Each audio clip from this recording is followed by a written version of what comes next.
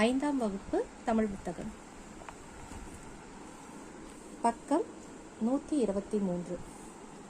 அடுக்குத் தொடர் இரட்டைக்கிழவி.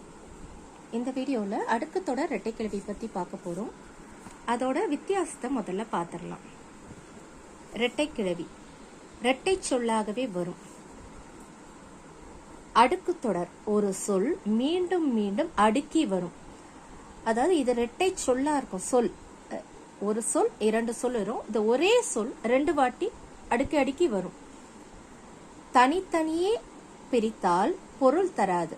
ரெண்டு சொல் வருது, அந்த ரெண்டு சொல்ல தனியா பிரிச்சு அந்த முதல் சொல்ல படிச்சா அதுல பொருளே இருக்காது, மீனிங்கே இருக்காதுன்னா இரட்டை கிழவி. தனித்தனியே பிரித்தாலும் பொருள் தரும். இங்க சட சட பட பட அப்படின்னா பட அப்படி தட தட தட, இந்த தட தடல தட மட்டும் பிரிச்சா அதுக்கு அர்த்தம் இருக்காது. இது வாழ்க வாழ்க, வருக வருக, வாழ்க தனியா பிரிச்சாலும் வருக தனியா பிரிச்சாலும் பொருள் தரும். அடுக்கு தொடர்ல பொருள் இருக்கும், தனியா பிரிச்சாலும்.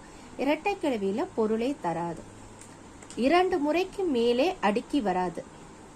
ரெண்டும் அந்த தட தட தட தடன்னு வராது. தட தட பட பட அந்த மாதிரி தான் வரும். 2 முறைக்கு மேல் அடுக்கி வராது.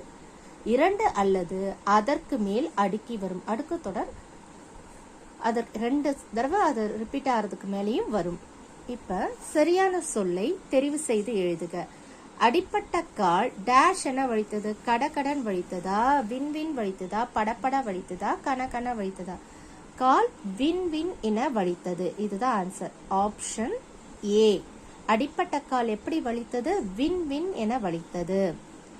காலை பொழுது டேஷ் என புலர்ந்தது. பளபளவா, தடதடவா, புலப்புல, மளமள. காலை பொழுது இ ஆப்ஷன். புலப்புல என புலர்ந்தது. குயில் கீச் கீச் என கூவியது. கூ கூ என கூவியது. கொக் கொக் என கூவியது. பக் பக் என கூவியது. எது ஆன்சரா வரும்? குயில் கூ கூ என கூவியது. ஆன்ற ஆப்ஷன் தான் வரும். குயில் கூ கூ என கூவியது. மன்ன மக்களை டேஷ் என வாழ்த்தினர். வருக வருக, வாழ்க வாழ்க, வீழ்க வீழ்க, வளர்க வளர்க. ஆ ஆப்ஷன். வாழ்க வாழ்க என வாழ்த்தி மணமக்களை வாழ்க வாழ்க என வாழ்த்தினர். பக்கம் 124. அடுத்த பக்கம். பொறுத்துக. கலகலவென, அதோட பொறுத்துகல இங்க கொடுத்திருக்க வார்த்தைகளுக்கு எது கரெக்டான குறிப்பா பொருந்தோன்றத பார்க்க போறோம். கலகலவென அது என்ன குறிப்பு? விரைவு குறிப்பா, ஒளி குறிப்பா, சின குறிப்பா?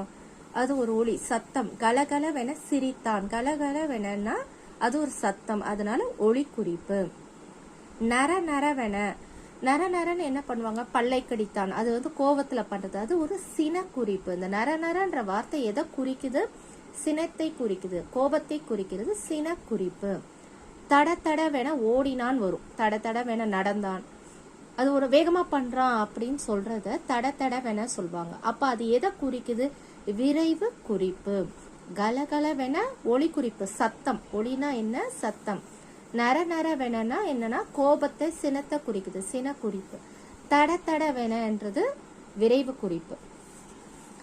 கீழ்காணும் உரை பகுதிக்கு பொருந்துமாறு இரட்டைக்கிழவி அல்லது அடுக்கு தொடர்களை தேர்ந்தெடுத்து நிரப்புக. இந்த பிக்சர் இருக்கு இல்லையா, இந்த படத்துல இருக்கிறத வச்சு ஒரு பத்தி ரெடி பண்ணிருக்காங்க. அதுல விடுபட்ட எழுத்துக்களை நீங்க அடுக்கு தொடர் பொருந்துமா இல்ல இரட்டைக்கிழவி பொருந்துமான்றத எழுதணும். அடர்ந்த காடு. ஒன்றை ஒன்று துரத்தி விளையாடி கொண்டிருந்த குரங்குகள் திடீரென குரல் எழுப்பியவாறு ஒவ்வொரு மரமாக ஏறியும் இறங்கியும் கிளைக்கு கிளை டேஷ் சென்றன. தாவி தாவி சென்றன. அவை எழுப்பிய ஓசையினால் பறவைகள் தத்தம் சிறகுகளை டேஷ் என அடித்துக்கொண்டு பறந்தன. படபடவென அடித்துக்கொண்டு பறந்தன. அருகில் இருந்த சிற்றாற்றில் நீர் டேஷ் என ஓடிக்கொண்டிருந்தது. சலசலவென ஓடிக்கொண்டிருந்தது. நீர்நிலை தேடி டேஷ் ஆக வந்த யானைகள். டேஷ் ஆக வரும். கூட்டம் கூட்டமாக வந்த யானைகள் அந்த ஆற்றை கண்டு களி நடனமிட்டன. அருகில் வளர்ந்திருந்த தென்னை மரம் ஒன்றிலிருந்து தேங்காய்கள் டேஷ் என கீழே விழுந்தன, சடசட என கீழே விழுந்தன. அந்த ஓசையை கேட்டு மிரண்ட யானைக்கன்று டேஷ் என ஓட, தப தபவென ஓட. அருகில் இருந்த மான்கள் அங்கும் இங்கும் டேஷ் ஓடின. அது எப்படி ஓடும் மான்கள்? துள்ளி துள்ளி ஓடின.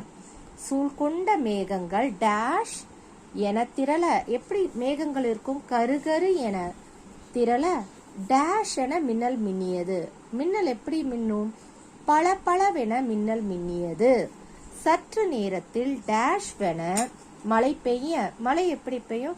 சடசடவென மழை பெய்ய, குரங்குகள் மரத்தின் மீது மடமடவென ஏறின. இந்த ஆன்சர்ஸ் பார்த்துக்கோங்க. இதோட இந்த வீடியோ கம்ப்ளீட் பண்ணிக்கிறேன். பிடிச்சிருந்தா லைக் பண்ணுங்க, சப்ஸ்கிரைப் பண்ணுங்க. நன்றி, வணக்கம்.